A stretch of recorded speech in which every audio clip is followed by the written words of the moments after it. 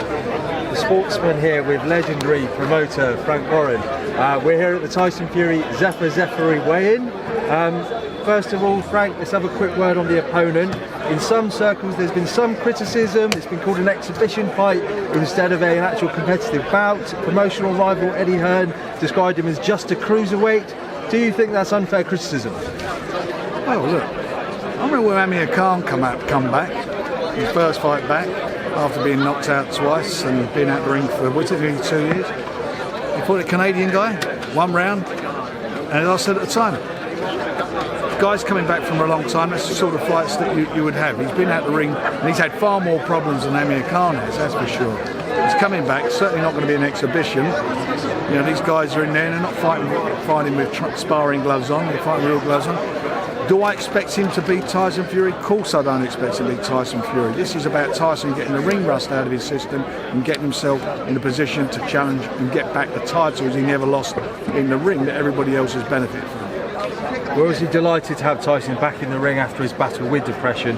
As a promoter, is there anything you can do to help keep him on the straight and narrow, or is it up to his team? I think it's up to him at the end of the day. All we will do, we'll make sure that he gets plenty of fights, plenty of work, and we'll work hard, you know, to ensure that that happens. He's in a very good place mentally at the moment, and I think also physically. He's lost a lot of weight and he's got still some to do, but you know, it's a process. And as long as he wants to keep fighting, we'll make sure that everything's done at our end to ensure that it all moves along as smoothly as possible.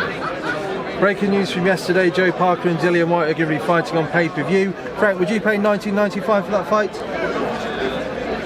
I don't know if they've got the cheek to do it, but then again, that's up to them. You think it's a pay-per-view fight? Would you pay for 90? I wouldn't pay 99p to watch it. You know, it's not a pay-per-view fight. Why would you even put that? It's a good fight. It's not pay-per-view. I wouldn't pay to watch it. Speaking of pay-per-view, according to Hearn, we might be seeing the end of pay-per-view. Oh yeah, I bet everybody's got to pay $19.99 to see Parker and Dillian White will be looking forward to the end of pay-per-view. Yeah, the end of pay-per-view may be nigh with this new Netflix-style streaming service. What's your actual sort of? I don't know because I don't know what it is. I mean, I don't know. We'll see what happens in due course. But you know, you can't 1 minute slag off pay-per-view and call it a bad model, and the next minute you're exploiting it to the limit by putting fights on like that and charging people fortunes to see things which are not. You know, they're not. It's not just whoever put it. If I put it out, you're entitled to be criticised for it. It's not talking about, you know. I mean, you know, how on earth can you even expect the fans to pull up money for that? They're not going to do it. It's ridiculous. And I just want to pick your brain on a couple of hot topics at the moment, Frank.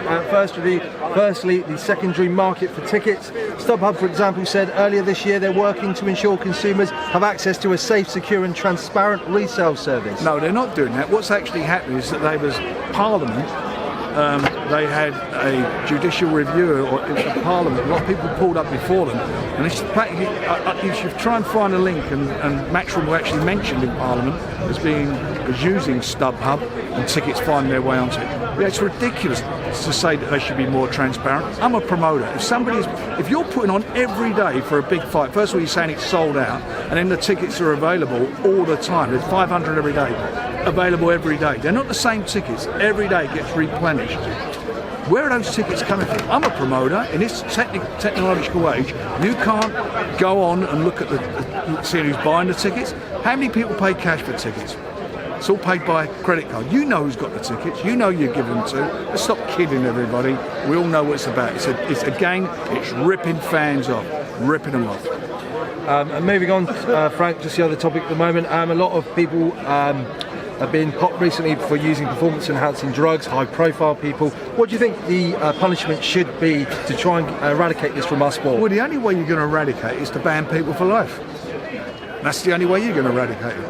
What seems to be happening at the moment is that, you know, there's not even any criteria. I mean, 1 minute, like for example, in Canelo's case, it's 6 months, and he only fights twice a year, so it doesn't even affect the likes of him.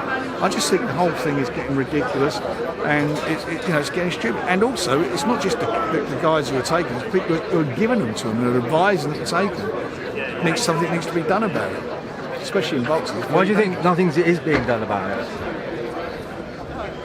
Well, far as I can understand, and as I see it, and I've been around long enough, you know, the bans that are being given are far too lenient. That's the bottom line of it. They are far too lenient. Listen, I've been involved with a couple of fighters who actually took stuff that was banned substances, weren't aware of it, and they brought it over the counter as in sort of products.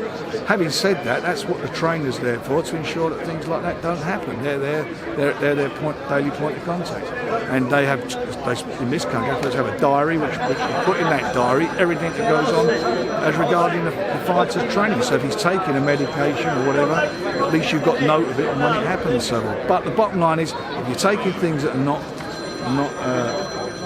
not allowed and illegal as far as our sport's concerned, ban them.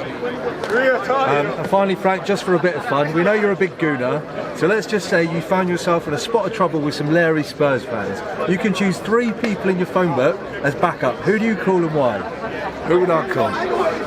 Goon? Right, who am I going to call? Well, Spurs fan. I think. Well, first of all, I think I'll call my new signing Tyson Fury, because I think all I need, isn't it? I don't need another 2. That'd do. Just Tyson. Yeah, Tyson. So my brother, who by the way is a Spurs fan, but then he got dropped on his head when he was a baby.